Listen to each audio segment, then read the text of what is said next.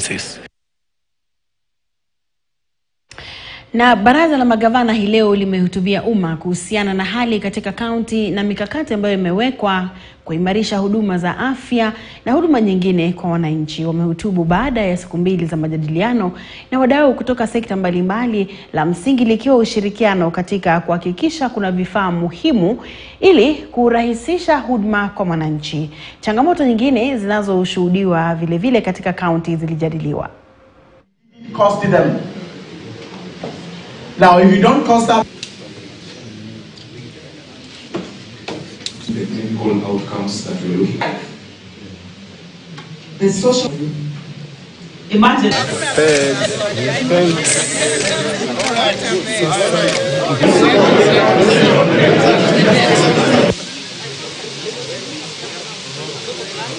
Today we've witnessed the death of MES or the MES, and we have now a new scheme called NESC, which is the National Equipment Support to Counties by the national government, which we have varied history on how the MES was consumed, or rather consummated.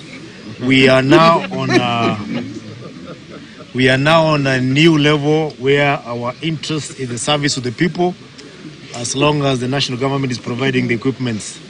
And we are convinced beyond any reasonable doubts that we have done the right decision. That is why we have signed today, because we need the equipment irrespective of the model of engagement with the vendors. The Council of Governors, together with its partners, convened a two-day consultative meeting between the national government and the county governments to review the intergovernmental relations and engagements between two levels of government, with a critical focus on health and social protection sectors. The forum brought together governors, the leadership of the Ministry of Health, led by the CS Nakumicha, Ministry of Labor and Social Protection, County Executive Committee members in charge of health, and development partners.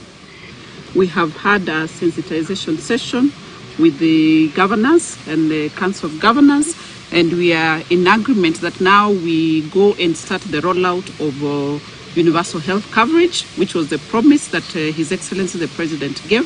So we are good to go from here, and the ministry is ready. We start rollout in annex. But I also want to thank the governors that finally we have now executed the IPS, and that moving forward, the noise that has been around on the medical managed equipment services, that has been put to an end. And as a ministry, we have been given the mandate by the governors to proceed and get into service level agreements that shall ensure that services are provided at the county facility. Na mamlaka ya kudhibiti bei ya mafuta